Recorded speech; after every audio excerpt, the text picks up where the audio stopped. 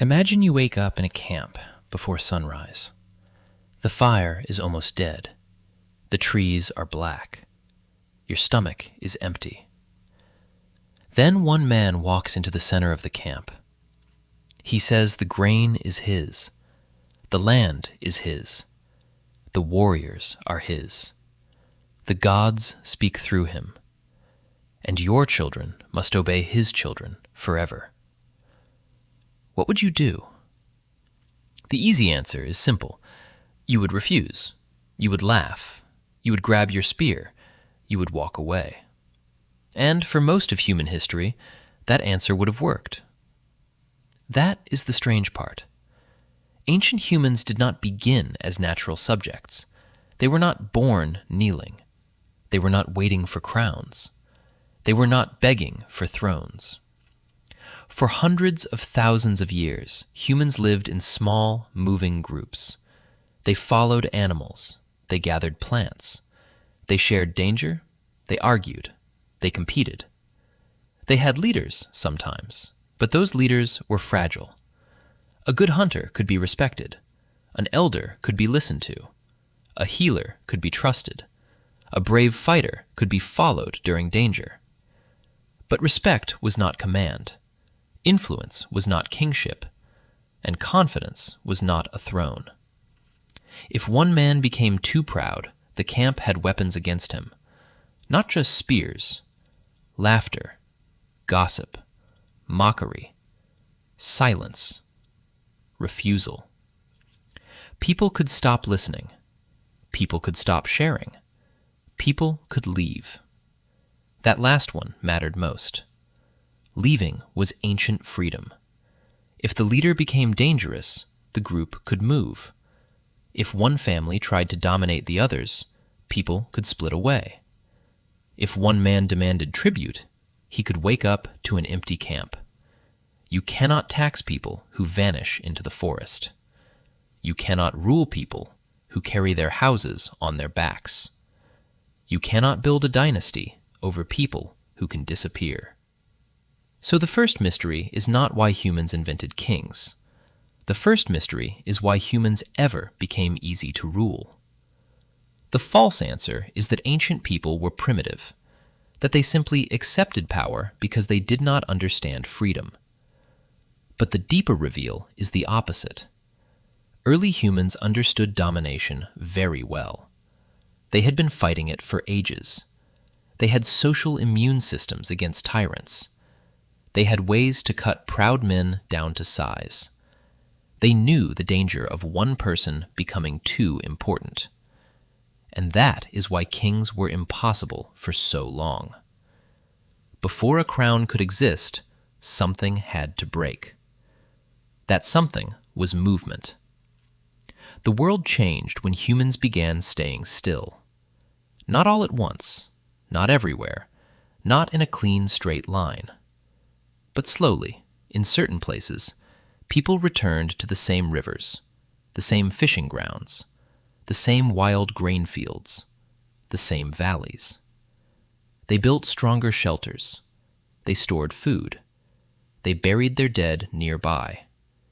They remembered the land. Then farming spread, and farming changed fear. A hunter fears hunger today. A farmer fears losing tomorrow.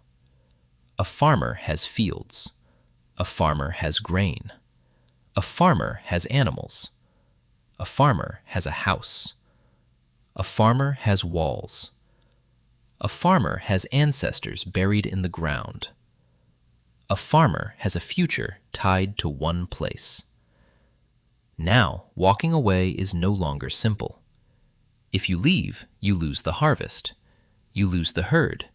You lose the stored food. You lose the house. You lose the grave of your father. You lose the place where your children might survive.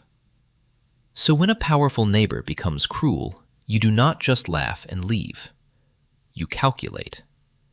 Can you survive without the grain? Can your children survive without the field? Can you cross the dry land? Can you fight the people guarding the water?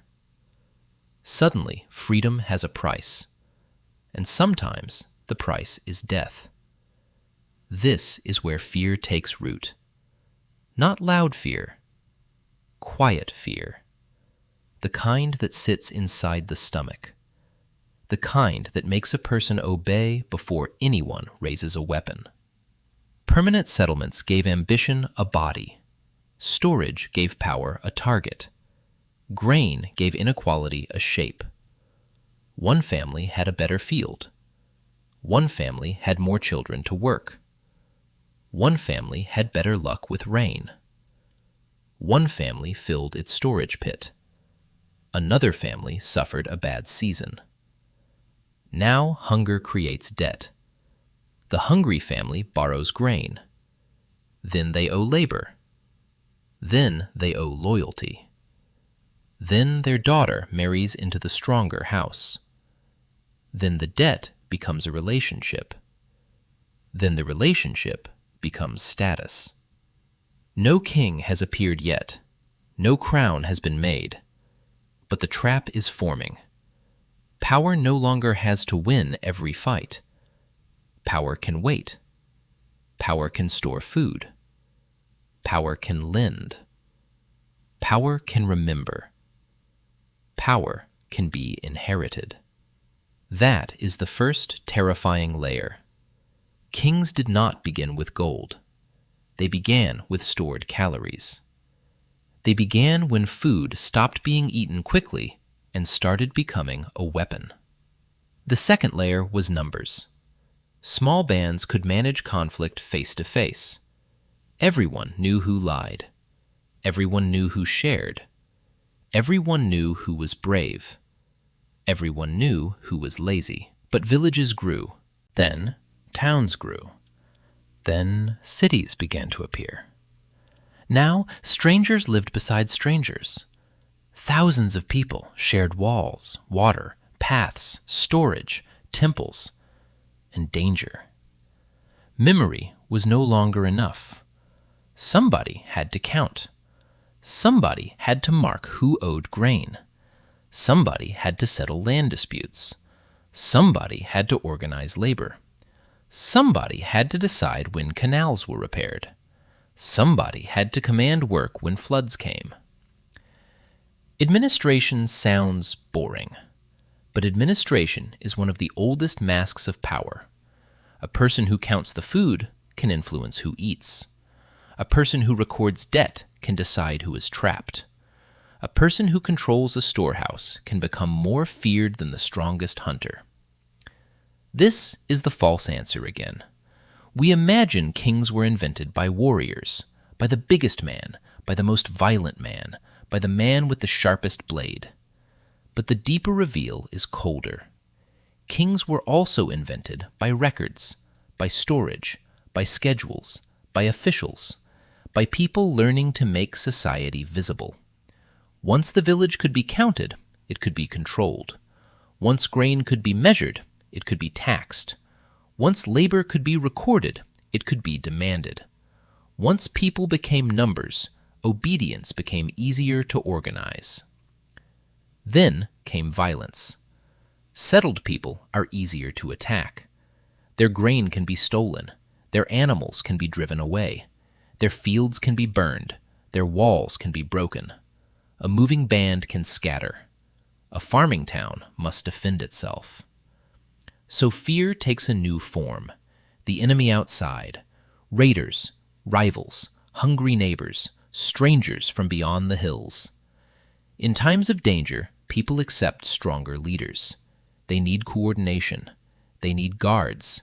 They need walls. They need someone to call men together. They need someone to decide quickly.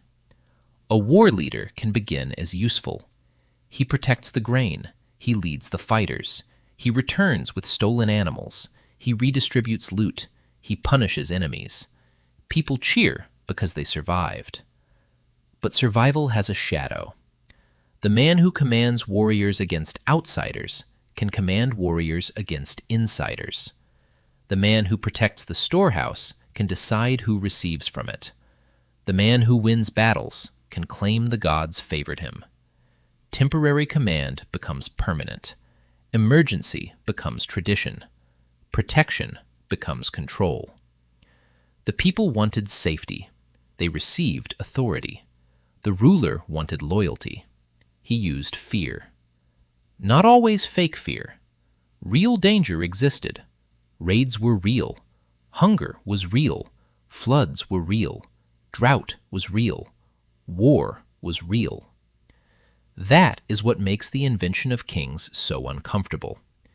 It was not only a scam. It was not only violence. It was not only religion.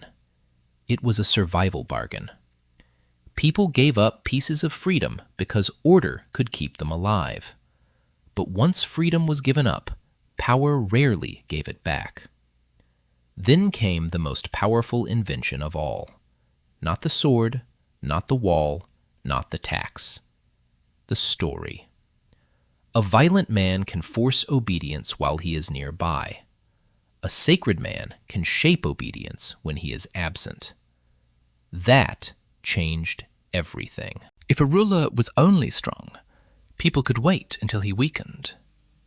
If a ruler was only rich, people could steal from him. If a ruler was only clever, people could stop believing him. But if a ruler was chosen by the gods, resistance became dangerous in a different way. Now, disobedience was not just rebellion. It was disorder. It was sin. It was an attack on the universe. The king stood between humans and heaven. He fed the temples. He sponsored rituals. He marched in ceremonies. He wore symbols. He stood higher than others. Artists drew him larger. Scribes gave him titles. Priests gave him sacred meaning. The people did not just see power, they walked through it. Walls, palaces, tombs, statues, processions, festivals. Everywhere the same message appeared. This man is not like you. His blood is not like yours. His house is not like your house. His death is not like your death. His son is not like your son. That last part mattered most. A strong man dying should end his power. But kingship solved death. It separated the office from the body. The king could die. The throne remained. The body could rot. The dynasty continued. The son inherited the palace. The son inherited the soldiers. The son inherited the grain. The son inherited the priests. The son inherited the story. And if a child could inherit command before earning anything, then power had crossed a terrifying line. It no longer needed proof. It only needed belief. This is when fear became normal. Not panic, not screaming. Normal fear. The fear of being outside the system. The fear of losing food. The fear of angering officials. The fear of being punished by soldiers. The fear of offending gods. The fear of standing alone while everyone else kneels. That kind of fear is stronger than chains, because people carry it inside themselves. By the time crowns appeared, the real invention had already happened. Humans had invented obedience. They had invented a world where leaving was too costly. They had invented wealth that could be guarded. They had invented records that could remember debt. They had invented war leaders who did not step down. They had invented temples that made command sacred. They had invented families whose power outlived individual bodies. The crown was just decoration. The throne was just furniture. The real kingdom was psychological. It lived inside the shared belief that one person could stand above thousands, and that thousands should treat this as natural. So how did ancient humans invent kings? Not by choosing one man in a single dramatic moment. Not by waking up one morning and asking for a master. Not because humans were born submissive. They invented kings by slowly losing the conditions that made kings impossible. They stopped moving. They stored food. They defended land. They counted labor. They feared outsiders. They trusted protectors. They accepted rituals.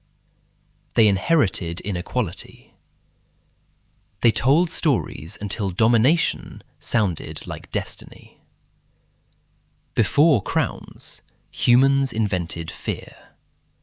Fear of hunger. Fear of exile. Fear of enemies. Fear of gods. Fear of disorder. Fear of being the only person who refused to bow. And once fear became organized, power could last longer than the person holding it. That was the true birth of kingship. Not one ambitious man, not one golden crown, not one ancient throne, but a story built from survival, a story strong enough to make free humans kneel. A story strong enough to outlive the king himself.